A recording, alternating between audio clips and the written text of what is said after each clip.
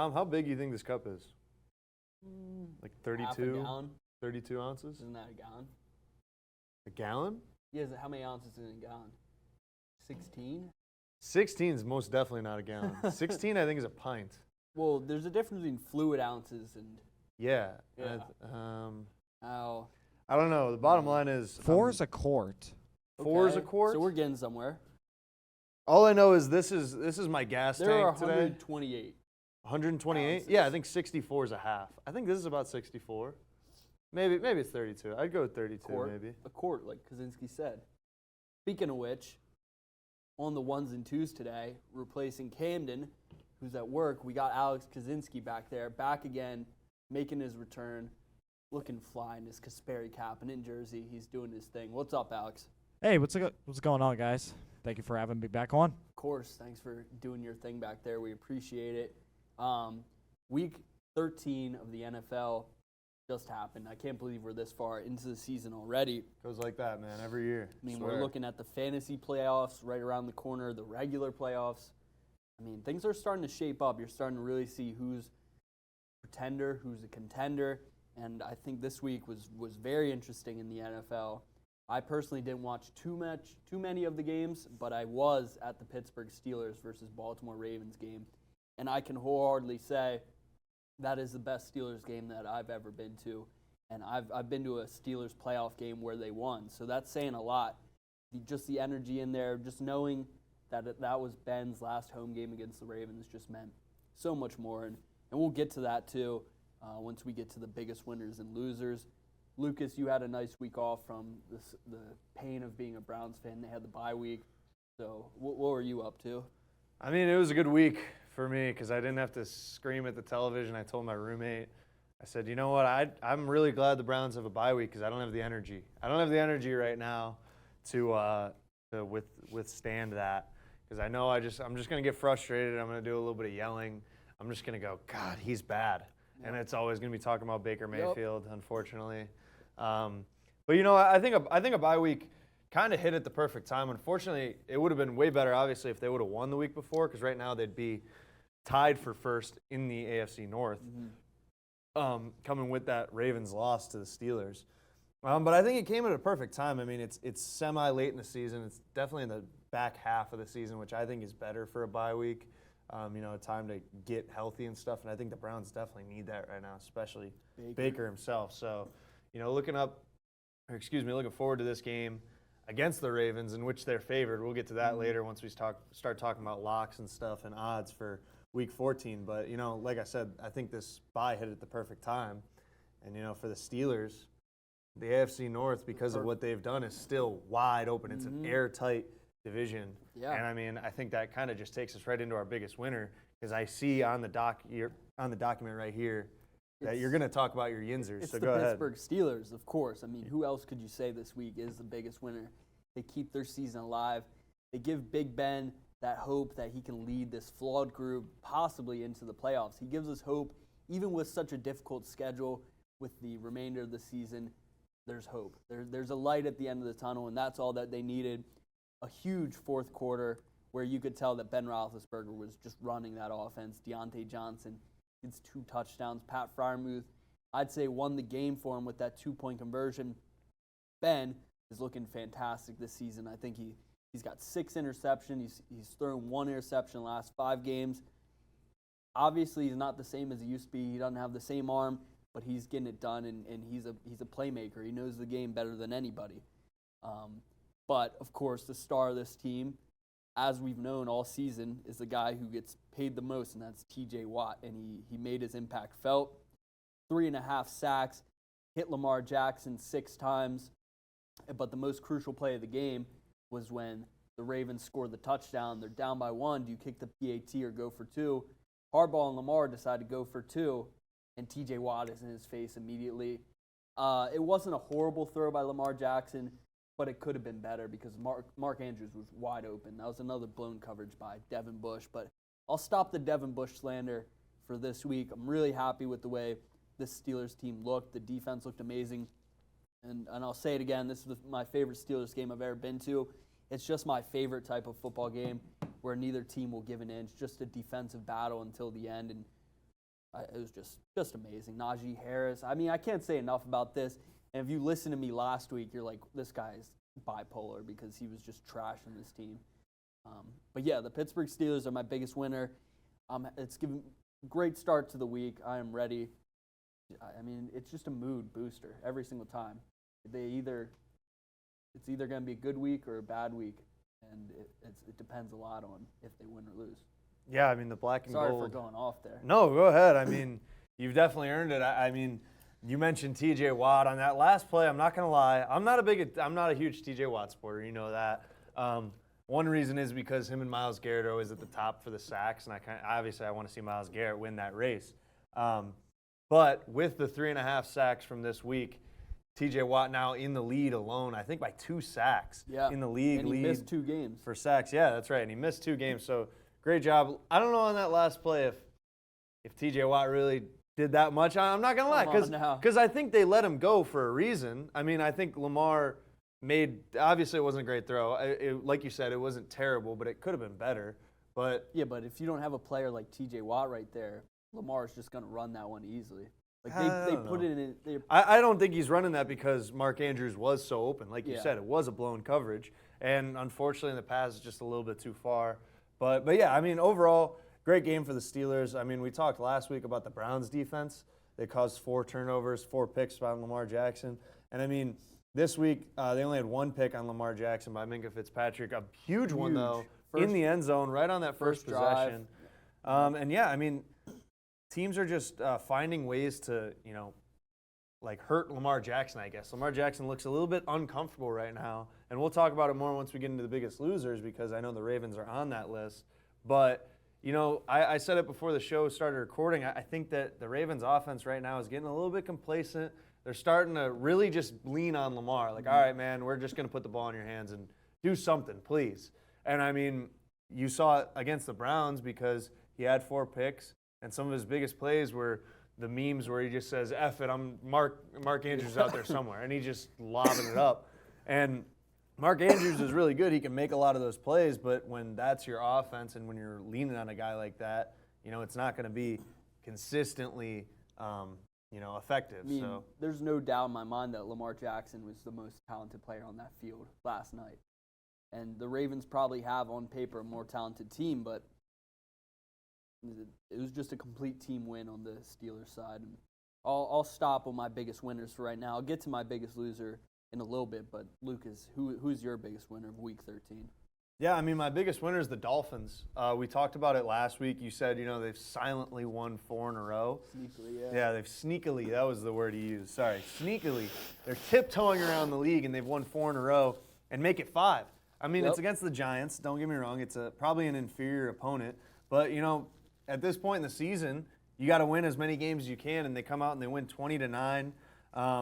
Tua, I say it a lot. I don't know if he's going to make it, but he looked really good in this game. I mean, took care of the ball, no interceptions, 244 yards, 2 touchdowns, 30 for 41.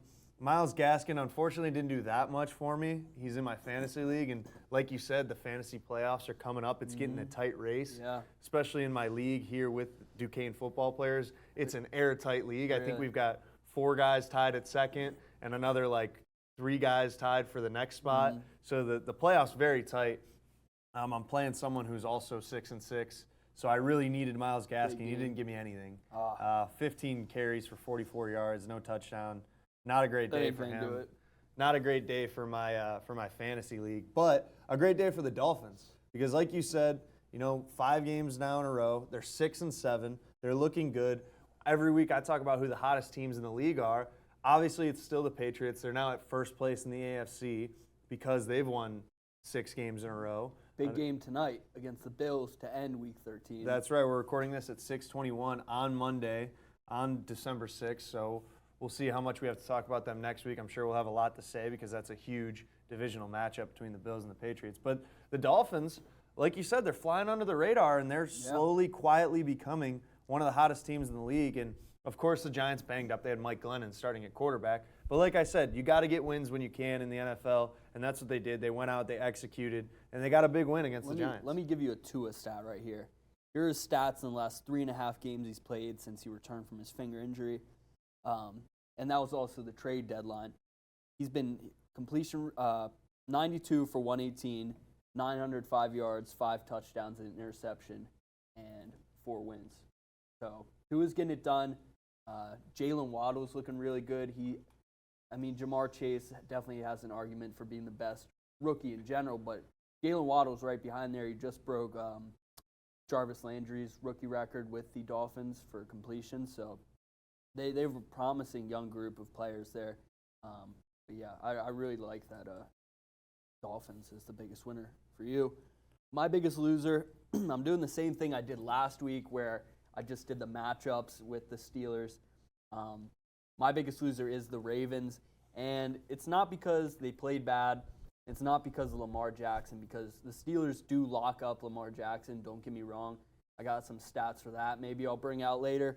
But it's really because I think coming into this game, they were the most fraudulent 8-3 team in the league at the moment.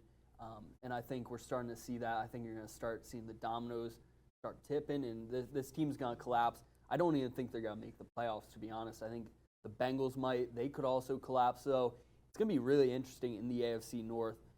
But really, losing this game is just – it really hurts the Ravens' season. They lose Marlon Humphrey with a pectoral injury. He's going to be out for the season. They already came into the season super banged up. They had no right to start the season 8-3, and I think last night's game proved it. But yeah, the Ravens are a great team. I love Lamar Jackson, don't get me wrong, but this was the worst possible outcome for Ravens fans. But, you know, the AFC North, it's so unpredictable, it's so competitive that it's tough to call any of these teams biggest losers because they can pull it around towards the end of the season, especially with a backloaded divisional game heavy schedule. So it's going to be interesting to see.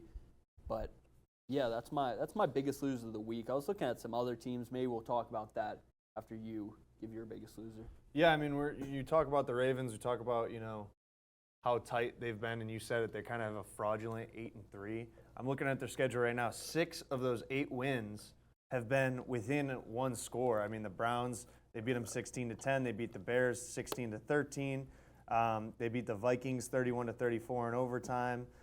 They beat the Colts 25-31 in overtime. They beat the Lions on a record-setting field goal that you talked about that shouldn't even have been there. Yep. They beat the Chiefs by 1 in week 2. There's a lot of very close games. And, you know, they even talked about it last night during that Steelers game. They said, you know, they're not playing like a great team, but the fact that they're still winning kind of is what makes them a great team. The fact that they're winning despite all that. And unfortunately, like you said, I think right now the wheels are going to start to fall off. It's going to start to unravel a little bit, and the cracks are going to show because, you know, that's great that you can win 6 games within one score, but eventually that's going to show. I mean, eventually, obviously there's a reason why you're so close with a lot of teams. I mean, you look at the teams who it is, like I said, the Vikings, the Bears, the Browns who looked really bad that week, the Colts who have gotten a lot better, but during that time it wasn't good, the Lions. I mean, all these, and the Chiefs were pretty bad at the beginning of the season, to be honest. I mean, yeah, if you keep grasping for dear life to wins against teams that you should be playing way better than, eventually it's going to show, and I think it's starting to with that 1-point loss to the Steelers. So it'll be interesting watching the Ravens moving forward. I don't know if tough end of the what's for the sure. schedule? They got Bengals, they got the Browns this week, the Packers, the Bengals, the Rams, and the Steelers. So it might be more tough than the Steelers who play the Chiefs and the Titans. Pretty similar, but yeah, I mean, I wouldn't be surprised if they don't win a game for the rest of the year just because of how tough their schedule is. I honestly think they'll beat the Browns this week, but I mean, it's a divisional game. They're coming off a bye week. The Browns are favorites, like we said. So yeah, it'll be interesting. Let me remind you of something that I said last week. Lamar Jackson has never done anything against the Pittsburgh Steelers. It's the one team where he just hasn't had success against. Lamar Jackson has never beaten Ben Roethlisberger in a game, and Ben's got one more game against the Ravens, so he better get it done next time. But here's some stats here. Lamar Jackson's 5 games so far against the Steelers, 59.6 completion percentage, 4 touchdowns, 6 interceptions, sacked 16 times, no rushing touchdowns, and 6 fumbles, 2 of which he lost. Lamar Jackson can't do anything against Steelers. I said it last week. I'll say it again. The Steelers just know this guy. They know how to bottle him up. Kaczynski, I know you're a Steelers fan back there. You have any thoughts on this week's game? Yeah, I mean, just like what you said about Lamar Jackson. I mean, what was it? 7 sacks against Lamar. I mean, they kept him in the pocket so efficiently throughout the entire game. I mean, it just wasn't T.J. Watt with his 3.5 sacks. It was Chris Wormley, a former Raven, by the way, 2.5 sacks. You also, and of course, you have Cameron Hayward, who's gonna fill that defensive line every game. And I also read something that looked up some stats after last night's game. In Ben Roethlisberger's last 8 starts against the Baltimore Ravens, his record's 7-1 against them. Damn. I mean, you show what kind of quarterback he is. I mean, yeah, he hasn't shown his best at times this year, but whenever he can go against an AFC North division rival in the Ravens, I mean, he is no slouch at that. And I mean, yesterday he showed it in the fourth quarter by going 9 for 10 with 129 yards passing and 2 touchdowns to Deontay Johnson. And a 2-point conversion. Don't Very forget about clutch. that. Yeah. We saw vintage Big Ben last night. It was special. Yeah, this has been a mainly Steelers episode, but I'm not opposed to that this week. But who's your biggest loser, Lucas? I mean, my biggest loser, we would be remiss if we didn't talk about this game overall. So it's the Vikings. I mean, you lose to the previously winless Lions. I might throw myself in as the biggest loser this week because I was in between playing Christian Kirk and Amon-Ra St. Brown. Christian Kirk got me 1 point. Amon-Ra St. Brown not only had a game-winning touchdown for their first win of the game, of the season, but he had 10 catches, 86 yards, and a touchdown, 24 fantasy points. Definitely could have used that. As I have one player to play, Stephon Diggs, tonight, so we'll see how that goes. But I think I'm down like 50. And there's like 30-mile-per-hour winds. Yeah, I see a lot of snow on Twitter and stuff, so I don't know about that. But I mean, you talk about teams that are unraveling. You got to kind of talk about the Vikings right now. They're 5-7. They haven't looked good. They've played in a lot of close games. They've won a couple of them. I don't know who it was. I forget who it was, but they won an OT game a couple of weeks ago. But, you know, when I talked about the Ravens, they lost in an OT game to the Ravens in one that looked like they had it. They lost an OT game to the Bengals week 1, which, again, they looked like they had it, and Dalvin Cook fumbles.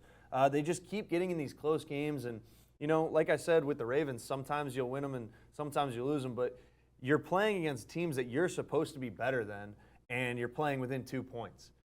Personally, I honestly think they're probably better than the Browns, and they put up, I think, 7 or 10 points against them this year. So I think Kirk Cousins has the ability to be a good quarterback. I mean, you look at his stats in this game, 30 for 40, 340 yards and 2 touchdowns. But something there just isn't happening. I don't know if it's on the defensive side, considering they gave up 29 points to the Lions. But something's not happening. The Vikings right now, I think they're unraveling a little bit, and I don't think that they'll be able to make a playoff push, especially in a hard division. I don't see much else coming from the Vikings except for hopefully some Adam Thielen touchdowns. I have him in one of my leagues, but of course he got hurt on like the first possession. 2 points. So not a great day for me fantasy-wise. I would disagree with one thing you said, that it's a tough division. It's a horrible division. Well, not a with tough, the exception of exactly the Packers. They and have Rodgers. one team in front of them that they're not going to catch up to. But you look at their team. I mean, you got Adam Thielen and Justin Jefferson, 2 top 10 receivers in the league, in my opinion. And Kirk Cousins, his stats aren't bad either.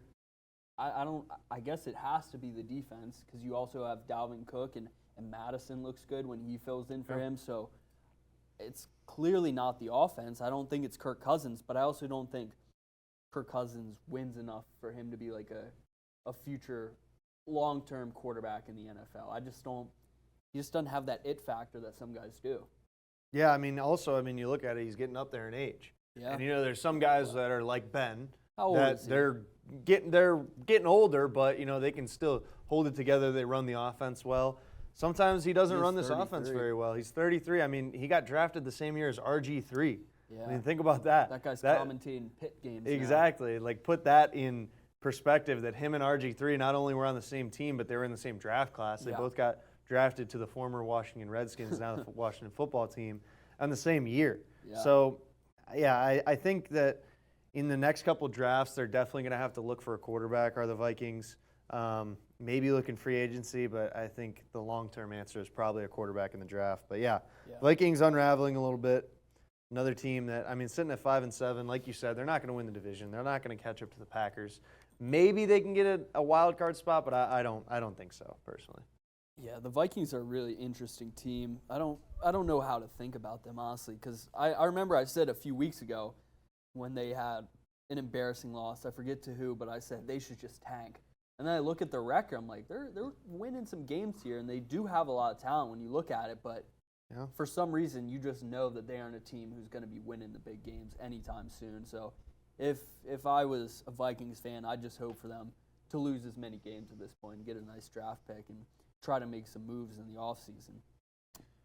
Yeah, I mean we can look around the league at some other games this week. We could talk about Washington. Unfortunately, Camden is not with us tonight. Working the front desk at Towers, so give a shout out to him. It's a thankless job pushing that button, letting kids in. People in. But Washington, a big win. I mean, they're at 6-6 in the NFC East that we used to talk about all the time. Don't talk about it as much this year because it's maybe not as tight. Dallas looks a lot better because they have Prescott back, but Washington's right there. They're nipping at their heels. Taylor Heineke, 2 touchdowns, 1 interception. Not a great stat line, 196 yards. But he's got this offense looking all right. And, the defense is starting to get it a little bit more. The Raiders obviously are falling apart a little bit. There's so much stuff going on off the field with the Raiders. Every week we talk about that. That was my lock of the week last week. Yeah. I took Raiders -2.5 versus Washington. You can't hate on Heineke, man. Look. I know, but, I can't take another season of watching them in the playoffs. I just don't – I want to watch good football. I don't want guys who have no right being in the playoffs playing in the game against Tom Brady. That's even – to be fair, he put up a really good fight. It was a great effort, but I don't want to see it. I'd rather see the Cowboys by far. 8-4, Cowboys, 6-6. There's only, 5 weeks left? Could be interesting. Cowboys have been slipping a little bit as of late, I'd say. Another interesting game around the league was the Chargers-Bengals game. Bengals coming off a game where they won 41-10 against Steelers. Start off a little flat-footed. They end up losing to the Chargers 41-22, and it's just another week of reminding you that Justin Herbert is the future of the NFL. Yeah, I mean, Justin Herbert's the truth. And I think the Bengals are still, they're still a very good team, but you look at their mistakes. I think they're a very young team, though, and they had 4 turnovers in this game.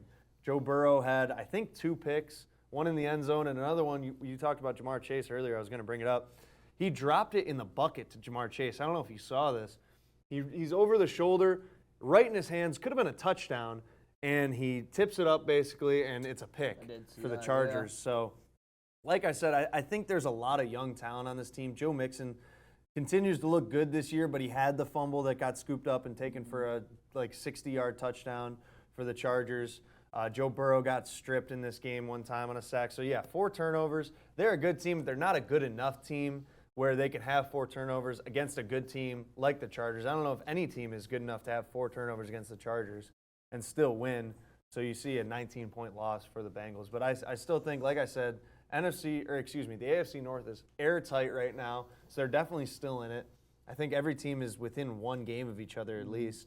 So the AFC North just continues to be the most interesting competitive division. Yeah, most competitive division all in football. Sports, I'd say. Probably. But honestly, the best game of this week is unfortunately happening tonight. The Patriots and the Bills. That should be a good one. With us knowing what the forecast is going to be like, do we have any predictions before this one starts? I think Bills. I think Bills cover the 3 points. It's Patriots are -3, I'm assuming. No, Bills are -3. The Bills are -3. Patriots are underdogs. That's right. We talked about that last week. I don't know. That offense, you never know, and with that type of weather, you might say, their passing game is not going to be there and they're not going to have anything. But their run game their run game's pretty bad. But even in games where there's weather, we've seen Josh Allen able to throw the ball and air it out, and they've had effective passing attacks. So I think it's going to be completely on Josh Allen today for the Bills. I think the Patriots are a much more well-rounded offense. think that's going to help them in a game with conditions like these. Yeah, so, but I think a veteran quarterback is going to help a lot more than a rookie quarterback who hasn't had to really play in any of these conditions yet. He's never played NFL football in the cold like this. This guy has been playing in the SEC the last 4 years, so. That's true, but I don't know. I think sometimes once you settle in, you know, and you can block it all out, and I think Mac Jones is a guy that He just can got it. block it all out. You know, he's a guy, he's a competitor, he's going to come out, and he can just zone in and be in the zone, as you say. I wouldn't be surprised if he just looks completely comfortable and at home. I would take the Patriots in this All right. game if I was a betting man. I guess we'll have to see. Kaczynski, break the split here. Who do you have? I am going to take the New England Patriots. I Oh. think they are going to upset the Bills tonight. But would it really be an upset? Because I mean, they've been on the longest winning streak. What was it? True. 6 games in a row? 6 games, yeah. Yeah, I mean, Yeah, I know They Dom said haven't- it last week. I mean, I think almost one of the reasons that they are underdogs in this, you said it, I mean, they've got 6 in a row. You got to lose at some Yeah, point. they're due. I mean, yeah, They're they due are for a due for a loss. So I could see this being a loss, but I don't think it would be It's like that big of a setback. playing roulette. If 6 reds hit, Yeah. you got to go black until black hits. You're And due. I'll be hammering black tonight with the Bills. and Not plus, actually, like you said, I mean, Mac Jones has not played in the cold for like however long. I mean, Yeah. he played down the south, Yep. so That's he's what not I'm used to playing in snowy conditions in Buffalo. So who you think then? I thought you said Patriots. I Now you're switching up, huh? Now you're thinking yeah, about I mean, no, I'm probably gonna stick with New England. I Alright. mean, I think the defense for New England, Bill knows how to build a defense against good quarterbacks like Josh Allen. I think the Patriots will come on top. All right, I won't deny that at all. Okay, that will wrap up the Week 13 recap / preview of the Monday night game. But we'll move into the real preview here with Week 14. We'll get our locks of the week coming up here shortly. Camden's starting to run away with it this year. He's at 9-4. I'm at 6-7. Lucas, you are at 4-9. We have a special guest pick tonight, Alex back there. We'll hold that one until the end. He's going to give. May keep Camden's streak rolling along here, but before we get to the locks of the week, let's take a look at some of the games around the league. Starting off Thursday night football, the Pittsburgh Steelers will be playing the Minnesota Vikings in Minnesota. Steelers are 3-point underdogs. Over-under is at 44.5. Short week for the Steelers and the Vikings. A little shorter for the Steelers, but only by a few hours. I think you have to keep rolling with the Steelers. I think Ben's got that chip on his shoulder right now. He knows that he needs to make a push, and he needs to push hard. There's no time to waste right now. They need to win, and this is the perfect team to keep that ball rolling. Steelers don't only cover the game, but they win it. Lucas. Yeah, I mean, it'll be interesting to see how the Vikings come out after a loss to the Lions. Are they going to be, you know, down on themselves and hurt and off a short week of rest as well? Or are they going to come back and answer? And honestly, I don't know if they have the wherewithal to come back and answer against a Steelers team that's rolling. Mm-hmm. So personally, I would take the Steelers +3 in this because even if they don't win, I think they'll cover. I think it could be another close game for the Vikings. Mm-hmm. But I do think the Steelers are going to win. As much as it pains me to say it, I think the Steelers are going to keep it rolling, and they're going to go into Minnesota and roll the Vikings. What I like to hear. Cowboys, Washington football team. We were just talking about these two teams. This one could put that division to only separating them by one game. This will be in Washington. The Cowboys are favored by 4 points, over under 48.5. Man, I don't know what to think about the Washington football team right now. They're so bad at the beginning of the season. Lately, they've been looking all right. Lately, the Cowboys haven't been looking good at all. I just can't bring myself to say Washington +4. I can't. This Cowboys offense, I think, is just too electric. With getting Michael Gallup back in, those 3 wide receivers, I'd say, are possibly the best trio in the NFL. Yeah, I mean, I think Michael Gallup is Other one of the than- most underrated players. other I than was the thinking it Buccaneers. before. Don't think that I'm not an original thinker, because I was thinking it before the NFL put it on their Instagram. Is Michael Gallup the most underrated receiver in the league? Because I was thinking about it. I said, honestly, he makes all these great catches. He's got great hands. He's got great feet. He does a lot of toe tap catches, and you don't hear anything about him because he's got CeeDee Lamb and Amari Cooper What in about front of him. Deontay Johnson? I think Deontay Johnson is Very underrated. very underrated as well. He did drop that touchdown though, which Yeah, I'm but not then going he to lie. got two But more. he had 2 more. I like Deontay Johnson a lot. I've said that for a long time. But going back to this game, Washington, you talk about sneaky win streaks. Washington's on a 4-game win streak right now. So, I mean, I think Washington has that factor where they're going to get hot at the right time. They did it last year, and it put them into the playoffs. And then, I mean, it was a bad division, but still, they got hot at the right time. I think they could do the same thing again. I mean, you look at how many division games they have here. The last 5 games are all division games. They play the Cowboys, then the Eagles, then the Cowboys again, then the Eagles again, and then the Giants. So their last 5 games are going to be probably their biggest 5 games of the year. And I wouldn't be surprised if they win at least 3 of 5. I really like the way the NFC East, like their schedule's concluding. It's similar to the AFC North, but honestly more just packed in there with that divisional matchup. So it's going to be really interesting to see unfold. So who are you taking? So I'm taking the Cowboys. Yeah, I'm still riding with the Cowboys. I told you their offense is too electric, I think. And their defense has been looking really good too this year. If it was in Dallas, I would probably say that too, but I'm It's trusting tough. in Heineke, man. I'm All going right. to go with the Washington football team here, +4. Alex, you got to be the split decision again. What do you think? Washington Honestly, +4 I'm at taking home? Dallas. I mean, Ooh. you look what Dak has done this year. I mean, setting up with that, with his receivers, CeeDee Lamb. Amari Cooper's going to be coming back. I mean, you said Michael Gallup makes some unreal catches, unreal highlights. But, I mean, I got to say, like, on this past Thursday Night Football, I mean, gotta get Zeke going, though. I mean, Yeah, he only let him had, eat. in fantasy, he only had 6 points in fantasy football, and Tony Pollard was making a 50-yard touchdown run. So Tony Pollard is I think you nice, gotta get Zeke going a little bit against a division rival. Tony Pollard is really good. He's electric. I was like going him to a say, lot. I think we're slowly seeing the shift in the Dallas offense to Tony Pollard being They're their like, why do we pay RB1. this guy so much money? Yeah. Zeke. Unfortunately, but yeah, I think Tony Pollard is probably the answer for that offense a little bit more. It's a very fast offense, Mhm. and Zeke right now just doesn't have the breakaway speed that he had when he was younger in the league. He slimmed down a lot this year. I know that was a big storyline coming into this season, but I just don't think it's done enough. He doesn't have breakaway speed. He's not as shifty as Pollard is. He just doesn't have the skills anymore. And I still think he's very good, but I think the NFL is, what have you done for me lately league, and he hasn't done much. Pollard is one of those guys. He's like the quickest guy Yeah. on TV. Like Yeah. he just looks like he's way faster than everybody else. So yeah, Cowboys Washington football team. That'll be really good to watch. The next one that I want to touch on here is the Ravens and the Browns. Of course, Lucas, he's going to have to take the Ravens +2.5 here. He'll never take the Browns spread, but it's surprising to see them favored like this.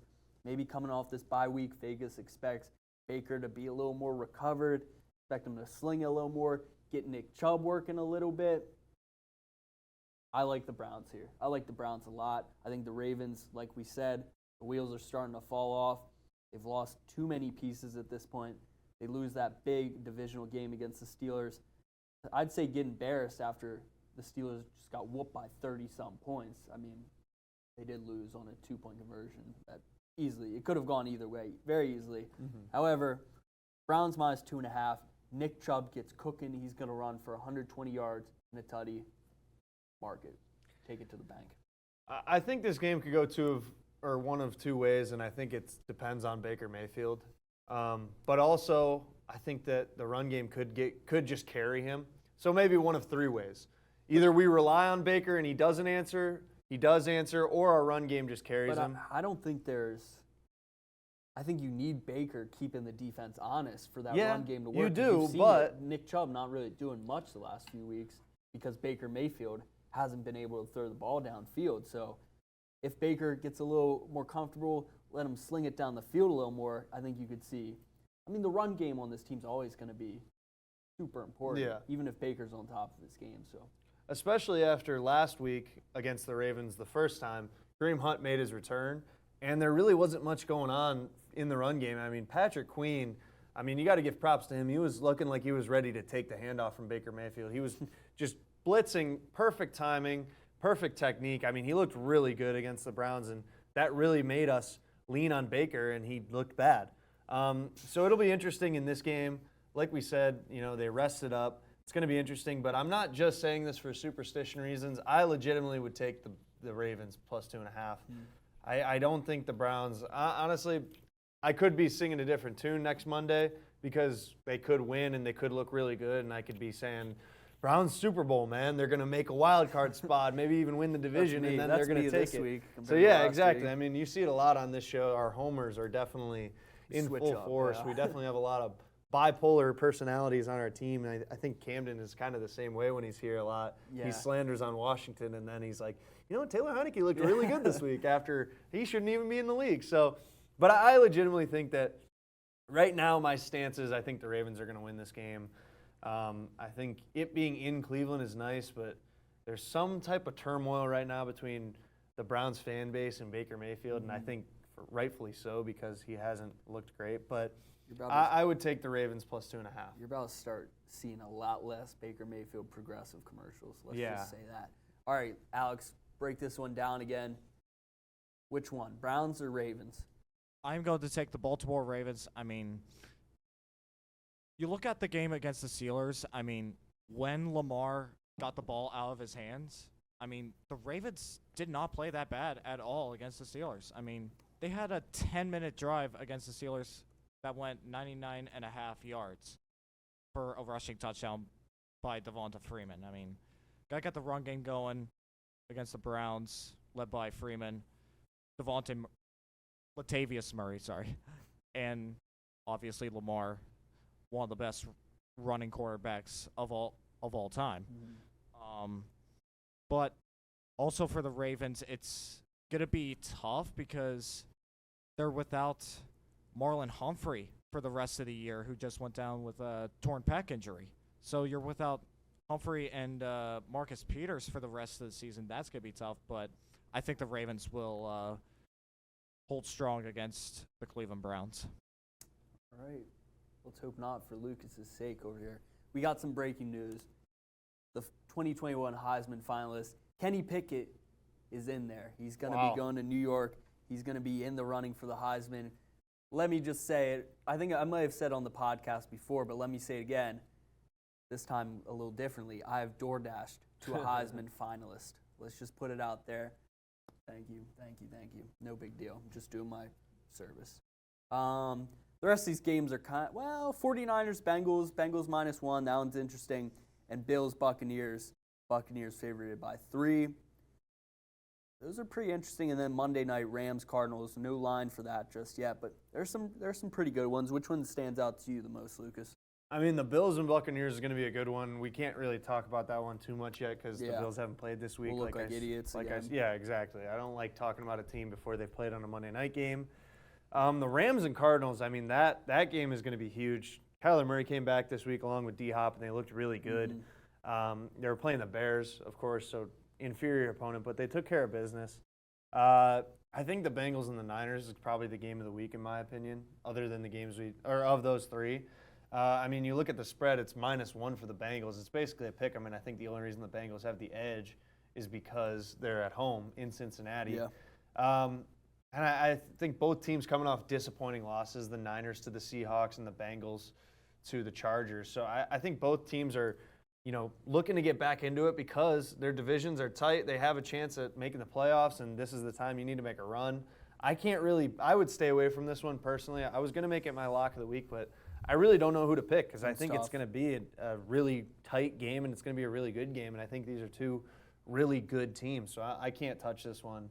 I think if I had to pick one, I might go Niners. Yeah, I'm going Niners too. I think the Niners defense is really getting in stride, and I think the Bengals might run into some issues with that. So I'll take the 49ers +1 as well. With that being said, let's move into the locks of the week here. Week 14, like I said before, I'm 6-7. Lucas is 4-9, and Camden, represented by Alex back there today, is 9-4. Alex, would you like to start with your lock of the week for Camden? Yeah. I mean, me? Yeah, we kind of feel bad we made you say it already, but you can go over it again. Yeah. So my lock of the week is actually the Ravens at +2.5 against the Browns. I mean, I know that they're coming off a a crushing loss to the Steelers to put them out of the number 1 seed for now in the entire AFC. But I think going back, I mean, I think it's going to be one of those. You're going to score like 3-4 touchdowns against the Browns. And, I mean, like what Lucas said earlier, I mean, Patrick Queen is an absolute beast on the blitz against Baker from Sunday Night Football. And I think Queen might get a sack and maybe force a fumble against the Browns, who are coming off a bye week. So I'm going Ravens plus 2.5. Taking the Ratbirds for the lock of the week. I don't mind that too much, but I do hope you lose. Not because of you, but Camden's just way too far ahead of us right now. He needs to take an L pretty soon. I'm not a Ravens fan, by the way. Oh, yeah. Of course, Steeler Nation, baby. Lucas, your lock of the week? I mean, I'm currently on a 4-game losing streak. A skid, some would say. Yeah, a skid is putting it lightly, probably. But I'm taking the Falcons and the Panthers. It's a divisional game. The Panthers have looked not good. The Falcons have looked not good. I don't know if anyone is actually going to be watching this game outside of Carolina and Atlanta. Mm-hmm. So you're Falcons +3, right? But I'm taking the Falcons +3. I don't even really know why, to be honest. I don't think the Falcons are a good team, but I think the Panthers are kind of in shambles right now. You talked about, I don't know if it was you or Camden actually, but someone talked about bringing Cam back and how it was kind of like a last-ditch effort, and it kind of just hasn't worked out. And now, they're scrambling because they don't know where to go. They've got Darnold, they've got Cam, they've got 2 big contracts, kind of 2 big-name guys, and it's just not working out. You got P.J. Walker playing, who I like P.J. Walker a lot, but I just don't think the Panthers organization right now is in the right spot to win a game against a divisional rival, so I'm taking the Falcons +3. Yeah, I like that one a lot. I've kind of been rooting for the Falcons a lot this year. I mean, Patterson is just a game changer right there alone. Yeah. Underrated. I think I don't know if underrated, but he's a guy where if you give him the ball 20 to 30 times a game, like he's gonna make some plays. Yeah. They're kind of hinging on him right now. He's like Tavon Austin in college, except big. Yeah. He's just a playmaker. My lock of the week, I'm gonna get back on the winning side of things here. I'm gonna take Steelers +3 versus the Vikings. I'm scared to take this as it comes out my mouth. I just realized every single time I have the Vikings involved with anything for my lock of the week, it loses. The Vikings are the most unpredictable team in football. However, I'm going to keep rolling with the Pittsburgh Steelers. Big Ben back against the wall. I mean, who else does it better? This guy's going to get it done, and they will cover, but they will also win the game as well on Thursday Night Football. First game of Week 14. We are coming down to the end here in the NFL. We'll keep talking about it as things start getting a little more solidified as the season goes on. Who's going to make the playoffs? Who has a shot? But yeah, NFL football, nothing beats him, all right? I think so, or I don't think so. I think I personally am an NFL fan over a college fan. Me too. I'm not a Pitt fan, but I do think it's cool to watch Pitt win the ACC while I'm in Pittsburgh. And that's Kenny huge. Pickett's having a great year, like you said. Our final thought will be, I want to ask, what do you think about the fake slide? Because I'm sure it'll be different coming from you, one, a Pitt fan, but also not a defensive player. Because, I mean, I kind of have mixed emotions on it, but go on. Well, I think I know what you're going to say. There's like the defense loses in either scenario if someone's fake sliding. On the side of the quarterback, I don't know what coach would encourage their quarterback doing that, because that seems like the easiest way to tear your ACL. Yeah, honestly, I saw it and my knee hurt a little bit just watching it. I was like, if I tried to do that, I'd rip every single muscle inside of my leg. Like you saw, like the turf flying and stuff. Is like, I just don't think it's a smart idea. Was it the coolest play I might have seen in college football this year? Yeah, it might have been. It was awesome. A huge statement maker. It might have been his Heisman moment right there. That's exactly what I thought after the fact. I was like, wow, that's really cool, and something you haven't seen. That's a Heisman moment. I mean, like I don't think he deserves to win the Heisman, to be honest. I think he's definitely a candidate because of what he's done with that offense this year. But I think that's kind of a Heisman moment when you see something that no one's ever done. Mm-hmm. I think honestly, it would have went farther in the Heisman voting if he would have maybe just hit hit a little stiff arm pose in Yeah. the end zone. Because I honestly, I mean, you look at all the Heisman guys, you look at like their moment, they kind of hit it. You know, Yeah. there's something about it that's like, wow, yeah, that's a Heisman moment, and he knows it. I don't think he's going to win the Heisman. No, as I much don't as I think so. want him to, it's probably going to be Bryce Young, unfortunately. But let me say something real quick. I could be in Bryce Young's position, and Alabama would still win 11 games in the season.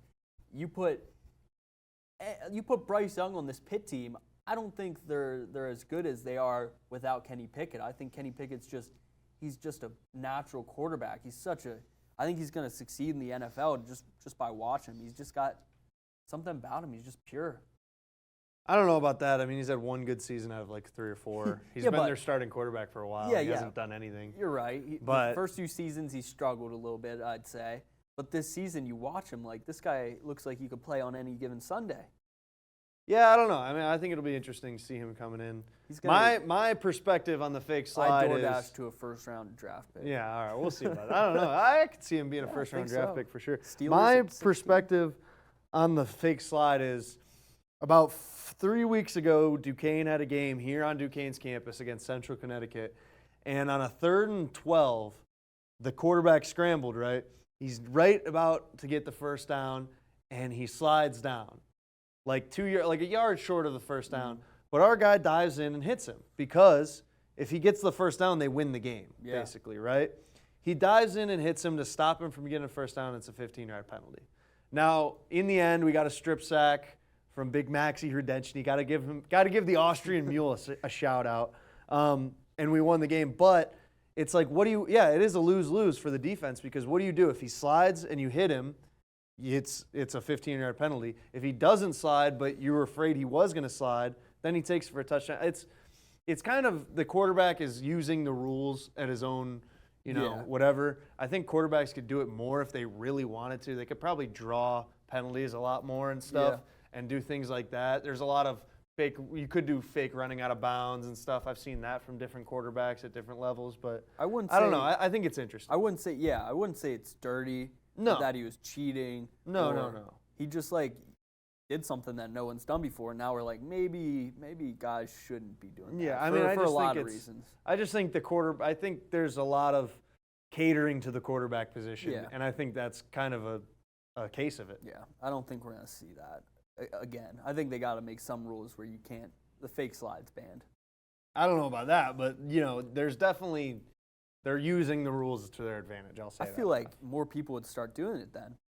Don't you think we'll They see some could, people? maybe. I don't think NFL quarterbacks. Sure, we'll are see gonna someone do it. try to do it and blow I mean, their knee out. If John Harbaugh saw Lamar Jackson doing that, he'd be pissed. This is the best player in the NFL at this moment. This guy's basically stretching his ACL as far as it can go.